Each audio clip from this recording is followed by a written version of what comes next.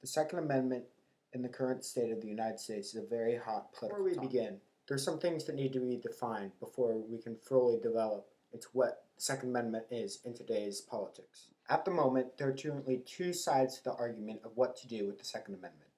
The first is gun safety. Gun safety is used more by liberals. You might have heard this in the news recently about gun safety and Obama's call for background checks. This is what gun safety is. It's basically a way of making sure that mentally ill people who have a history of incidents will not be able to get a gun to harm people. The other side to the argument is gun control. Gun control is used more by conservatives and members of the NRA. The NRA, or the National Rifle Association, is a group that supports the people's rights to own guns. They're an avid protector of the people's civil liberties. Now that we have those terms out of the way, we can delve deeper into why this is important in American society today. Since 2013, a number of shootings have made the national news and have gotten out of hand. President Obama called for a need for gun legislation. However, none has been successfully passed as of. President Obama wishes to limit the number of bullets in a magazine to help increase the time that a shooter must reload if a shooting is present. This would reduce the deaths and casualties in the shooting. In addition, he also wishes to try to limit assault rifles, as they are the most effective killing machine. However, even before the shooting started, effort was made to limit the number of deaths caused by guns. In Chicago, they decided to completely ban guns from the city. This sparked outrage from conservatives and the NRA, saying that this violated civil liberties of the people in the because of the Second Amendment. In this case for Chicago, a judge ruled that this was unconstitutional. However, they did say that restrictions were still okay, meaning that if they wanted to tax extremely high on them, that would be a fine deal to do.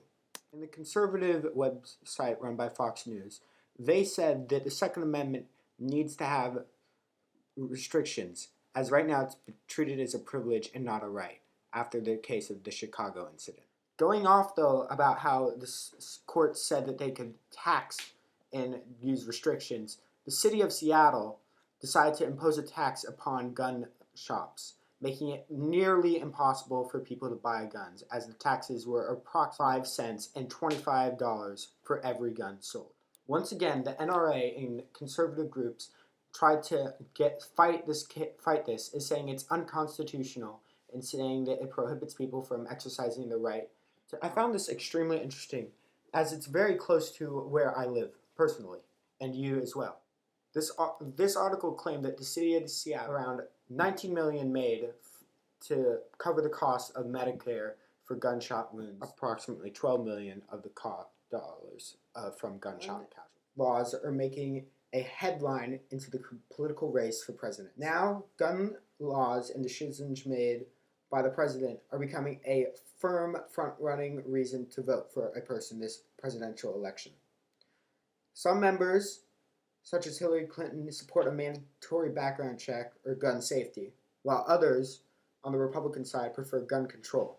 In an article from the Washington Post describing how gun laws are influencing the political election this year, the NRA says that this is going to ultimately affect the Democrats who primarily favor gun safety. They believe that the majority of Americans like having guns, and they will not be happy with what the Democrats provide. However, the Democrats say the complete opposite facts of what the NRA says, making it unclear of where the two are getting their sources from.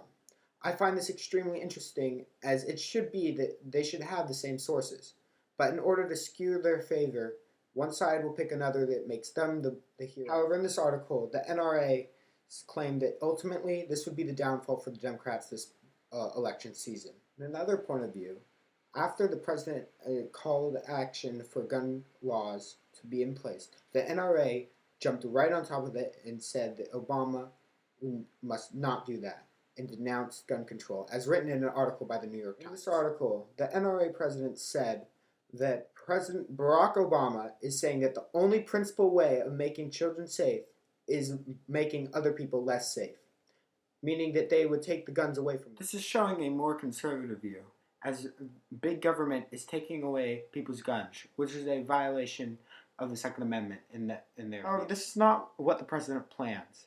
The president is planning to make sure that safe and responsible, mentally healthy owners are able to own guns, which is trying to reduce the number of fatalities that occur each year from gun. To conclude, gun control is a significant issue in American politics.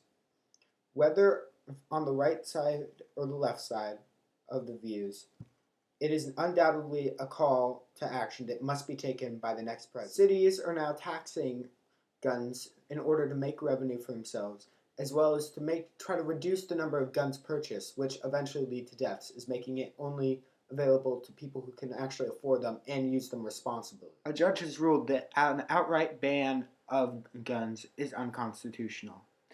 Guns will become a forerunner in this year's election, as it will eventually have a huge impact on who people vote for. This is one topic that we, the American people, cannot shy away from.